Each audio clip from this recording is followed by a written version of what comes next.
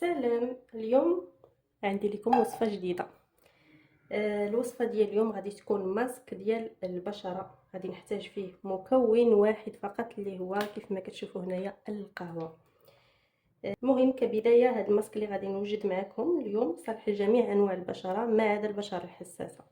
وكيف العاده كيف ما كنقول لكم دائما في وصفاتي، الوصفات جربوهم قبل ما تديروهم على وجهكم. جربوهم في منطقه في العنق ولا في اليد ديالكم، عاد طبقوهم واستعملوهم بطريقه امنه.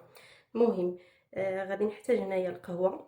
غادي نديرها هنايا، ما غاديش نشربها، ما غاديش نطيبها باش نشربها، غادي نطيبها باش نديرها كماسك.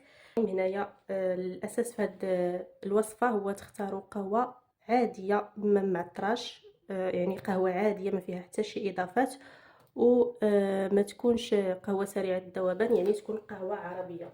غادي ناخذ هنايا ملعقه كبيره او ملعقتين على حسب الكميه اللي بغيتو ديروا.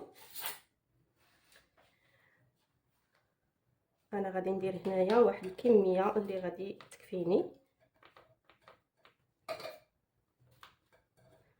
درت هنا 2 ملاعق كبار، وغادي ندير معهم كميه من الماء.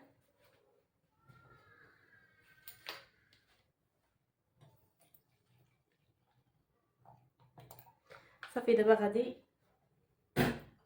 ندير هاد القهوه باش طيب عادي كيف ما غادي طيبوها نتوما كتشربوها، غير ما ديروش السكر. غادي نطيبها عادي ونرجع معكم. من بعد ما طابت لينا القهوه كنخليوها حتى كتبرد. ها هي هنايا غادي نخليها حتى تبرد، ومن بعد غادي نصفيها. انا غنصفيها دابا.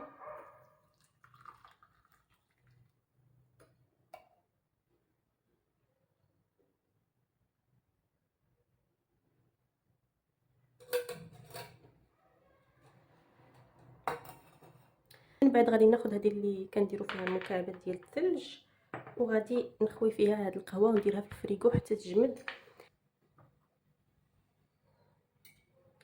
انا غادي ندير معلقه باش ما نعمرش هنايا. المهم غادي نعمر هاد المكعبات كاملين. غادي نخليها حتى تبرد مزيان هاد القهوه، عاد ندخلها للفريغو المجمد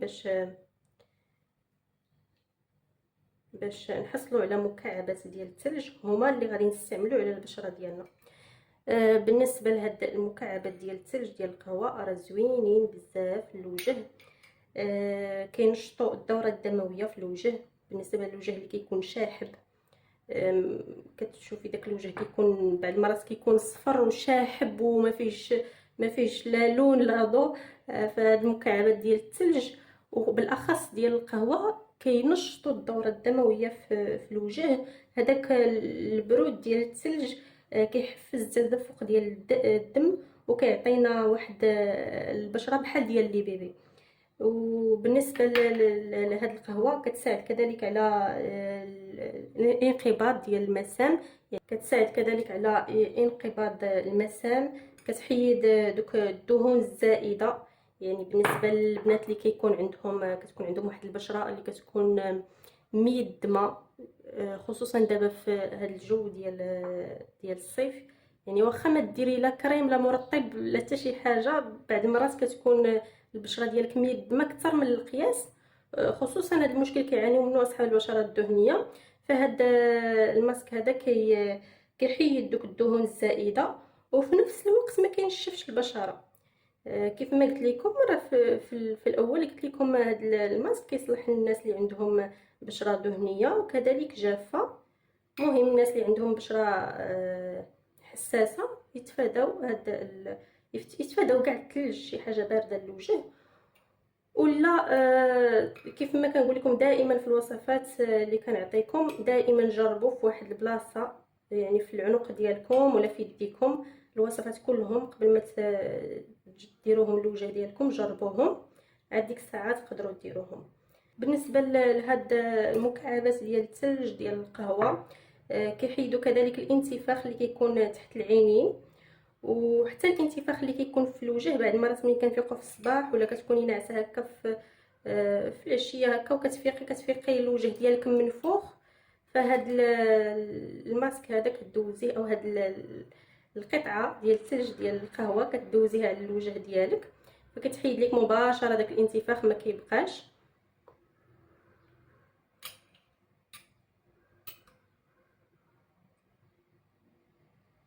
المهم هاد الوصفه تقدري ديريها جوج مرات حتى 3 المرات في الاسبوع. صافي هنايا ساليت. غادي ناخذ دابا انا هذه غادي نديرها في الفريكو حتى تجمد، وغادي نستعملها كيف ما قلت لكم مره جوج المرات حتى 3 المرات في الاسبوع. بحال هاد الوصفات اللي كيكون فيهم هكا الثلج. مازال كاينين عندي وصفات وحدين اخرين غادي نوجدهم معكم ديال التبييض. المهم هاد الوصفات كلهم اللي كيكونوا فيهم بحال هكا الثلج من الاحسن ما ديروهمش بزاف، يعني جوج المرات الماكسيموم 3 المرات في الاسبوع. حتى البشره خاصها ترتاح شويه، يعني ماشي نبقاو نسمعوا العنايه ونسمعوا الوصفات، نوليو الوصفات نديروهم يوميا.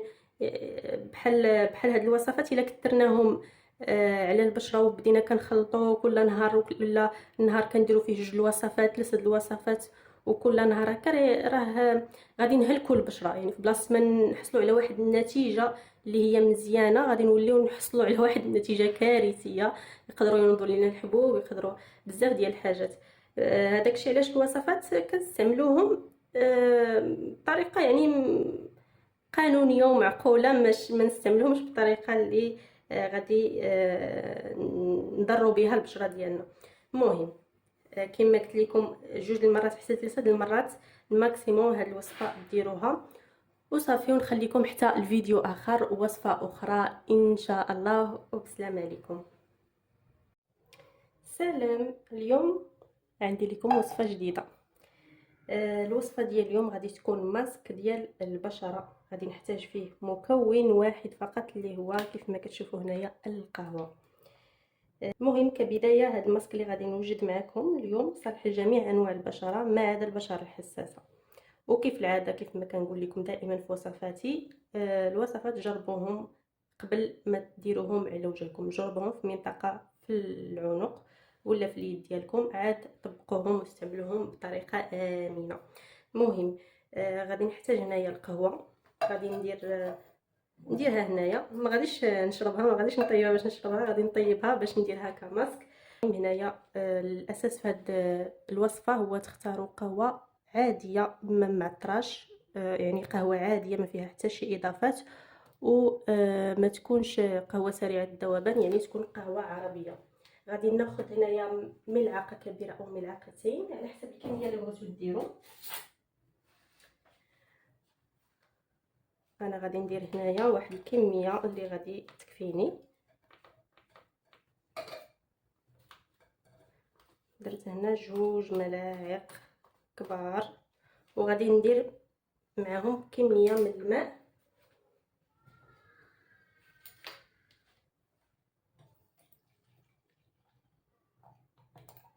صافي دابا غادي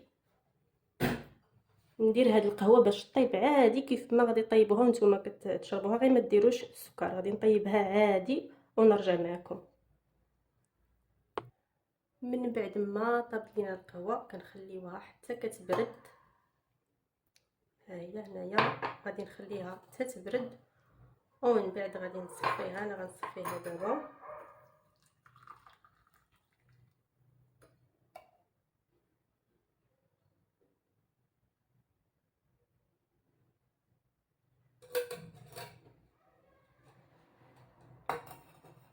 من بعد غادي ناخذ هذه اللي كنديروا فيها المكعبات ديال الثلج، وغادي نخوي فيها هذه القهوه ونديرها في الفريغو حتى تجمد.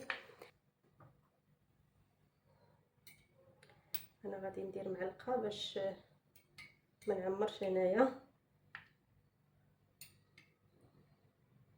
المهم غادي نعمر هاد المكعبات كاملين.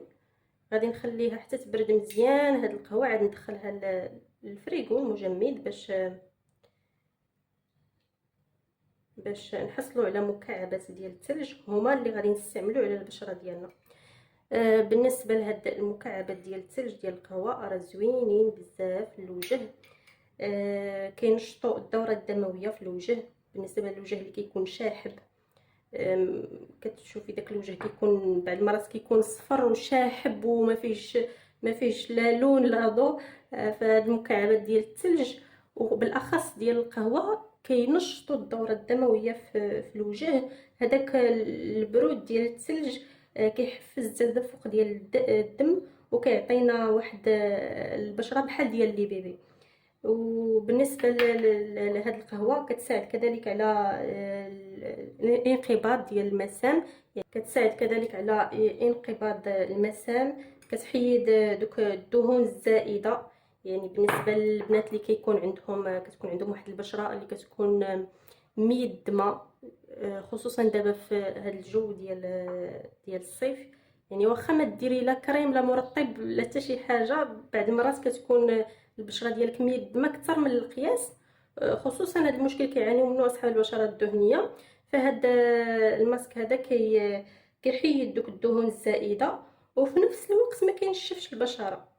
كيف ما قلت لكم مره في الاول، قلت لكم هذا الماسك كيصلح للناس اللي عندهم بشره دهنيه وكذلك جافه. مهم الناس اللي عندهم بشره حساسه يتفاداو كاع الثلج، شي حاجه بارده للوجه. ولا كيف ما كنقول لكم دائما في الوصفات اللي كنعطيكم، دائما جربوا في واحد البلاصه، يعني في العنق ديالكم ولا في يديكم، الوصفات كلهم قبل ما ديروهم للوجه ديالكم جربوهم، عاد ديك الساعه تقدروا ديروهم. بالنسبه لهاد المكعبات ديال الثلج ديال القهوه كيحيدوا كذلك الانتفاخ اللي كيكون تحت العينين، وحتى الانتفاخ اللي كيكون في الوجه بعد المرات ملي كنفيقوا في الصباح ولا كتكوني ناعسه هكا في العشيه هكا كتفيقي الوجه ديالك منفوخ. فهاد الماسك هذا كدوزيه، او هاد القطعه ديال الثلج ديال القهوه كدوزيها على الوجه ديالك، فكتحيد لك مباشره داك الانتفاخ ما كيبقاش.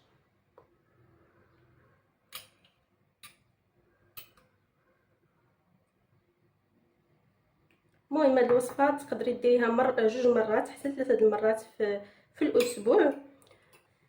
صافي هنايا ساليت. غادي ناخذ دابا انا هذه غادي نديرها في الفريكو حتى تجمد، وغادي نستعملها كيف ما قلت لكم مره جوج المرات حتى 3 المرات في الاسبوع. بحال هاد الوصفات اللي كيكون فيهم هكا الثلج. مازال كاينين عندي وصفات وحدين اخرين غادي نوجدهم معكم ديال التبييض. مهم هاد الوصفات كلهم اللي كيكونوا فيهم بحال هكا الثلج من الاحسن ما ديروهمش بزاف، يعني جوج المرات الماكسيموم 3 المرات في الاسبوع. حتى البشره خاصها ترتاح شويه، يعني ماشي نبقاو نسمعوا العنايه ونسمعوا الوصفات، نوليو الوصفات نديروهم يوميا.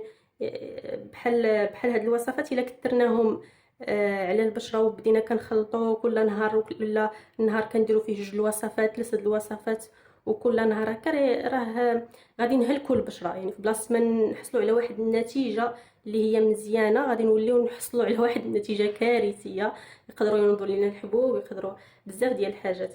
هذاك الشيء علاش الوصفات كنستعملوهم بطريقه يعني قانونيه ومعقوله، ما نستعملوهمش بطريقه اللي غادي نضروا بها البشره ديالنا. المهم كما قلت لكم جوج المرات حتى 3 المرات الماكسيموم هاد الوصفه ديروها وصافي. ونخليكم حتى الفيديو اخر وصفه اخرى ان شاء الله، وبسلام عليكم.